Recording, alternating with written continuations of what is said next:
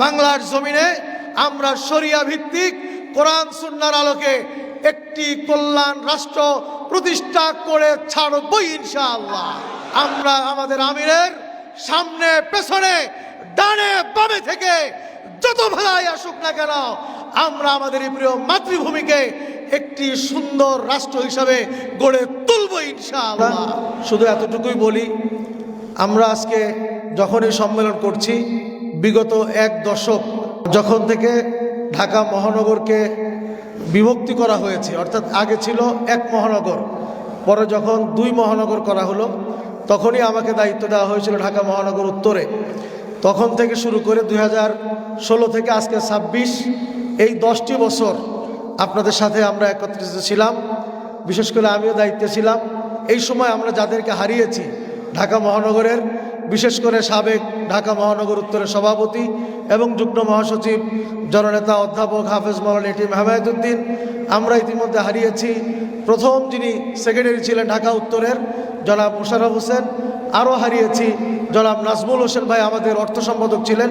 আল্লাহ তাআলার কাছে দোয়া করি আল্লাহ তাআলা যেন তাদের রুহের মাগফিরাত করেন।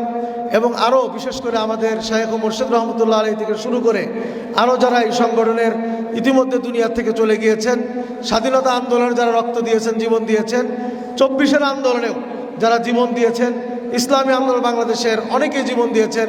আল্লাহর দরবারে দোয়া করি আল্লাহ তাআলা সকলের মাগফিরাত করুন এবং তাদেরকে জান্নাতে উচ্চ মাকাম দান করেন। প্রিয় ভাইয়েরা আমার, আজকের এই প্রোগ্রাম আয়োজন করতে আমাদের নগরের দায়িত্বশীলরা অক্লান্ত পরিশ্রম করেছে। আমি সকলের প্রতি কৃতজ্ঞতা জ্ঞাপন করছি। আল্লাহ তাআলা সবাইকে উত্তম জাযায়ে খায়ের দান করেন। প্রিয় ভাইয়েরা আমার, ইসলামী আন্দোলন বাংলাদেশ একটি সম্ভাবনাময়ী দল এবং আমরা আশা করি আমাদের আমির যেভাবে সামনে এগিয়ে যাচ্ছে, আমাদের দায়িত্বশীলরা যেভাবে এগিয়ে যাচ্ছে, বেশি দিন সময় লাগবে না। বাংলার জমিনে আমরা শরিয়া ভিত্তিক কোরআন সুন্নাহর আলোকে একটি কল্যাণ রাষ্ট্র প্রতিষ্ঠা করে ছাড়বই ইনশাআল্লাহ।